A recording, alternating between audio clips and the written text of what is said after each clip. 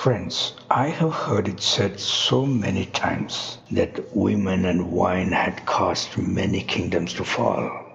Apparently, it had been the fate of the kingdom of Bharat in India as well, who was none other than Noah's son Shem. After his death, the dominance of his people, known as the Bharatas, waned away, and his ex-coalition partners, the Purus, now calling themselves the Kurus, started their own Kuru dynasty and ruled India. It was during their reign the Mahabharata war took place. They called themselves Kurus because they originally belonged to the Kuru region, which was Siberia. People who know the biblical division of lands among the sons of Noah know that the colder northern regions of our planet belong to Noah's son Japheth. So these people had been Japhethic. However, the Vedic scholars who study the ancient Vedas of India bundle them up with the people of Shem because they have no idea who the Japhethic people were. Because of that, they don't even realize the fact that the kingdom of Bharat came to an end soon after his death. Now, Shem, the King Bharat of India, had 5 sons according to the Bible. You can see it from this map that every one of them is shown outside the boundaries of India. The reason for their loss, once again, is women and wine, as I mentioned before. Let me explain. The Adi Parva of Mahabharata tells us that the people of Uttara Kuru were promiscuous and it was allowed to be promiscuous in their community. And that's how we find in the life of Kunti, the mother of Pandavas. She had 5 sons from 5 different entities. And later, even when her sons came home with the girl Draupadi, she told them to share her among themselves because it was perfectly normal in her culture. Now, just imagine the sons of Shem coming in contact with these promiscuous women. It could start forest bushfires, folks. Well, it is not written anywhere. I'm just saying. Then we know that Shem, the King Bharat of India, was the most pious out of the 3 sons of Noah. He worshipped Yahweh as Narayana in India.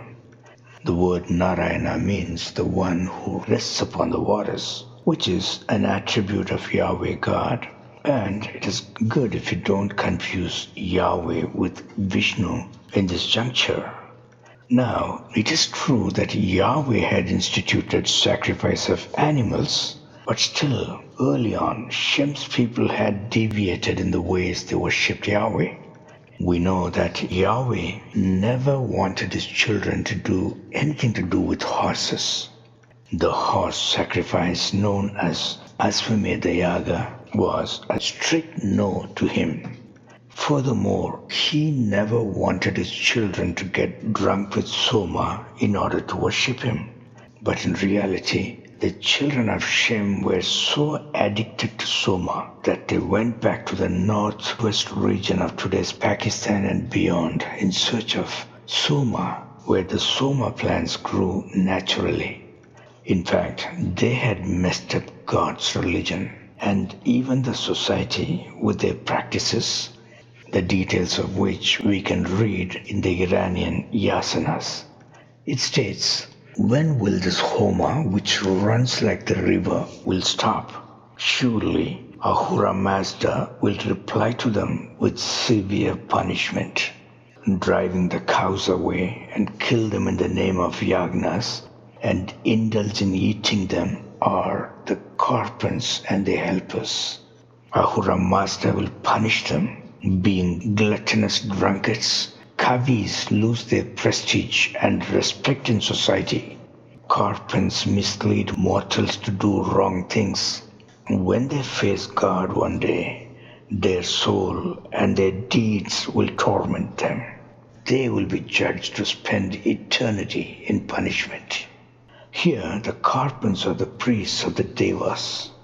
Well, that's how the kingdom of Shem which is King Bharat's, came to an end and was replaced by the Kuru kingdom, friends. However, in that small window of time of about 400 years, ancient Indians also got the revelation of the coming Savior who would free humanity from sins in the form of Prajapati, Nishkalanga Purusha, and Naranarayana, all of which were suppressed as the Kushite rulers like Rama and Krishna took over India. Thanks for watching.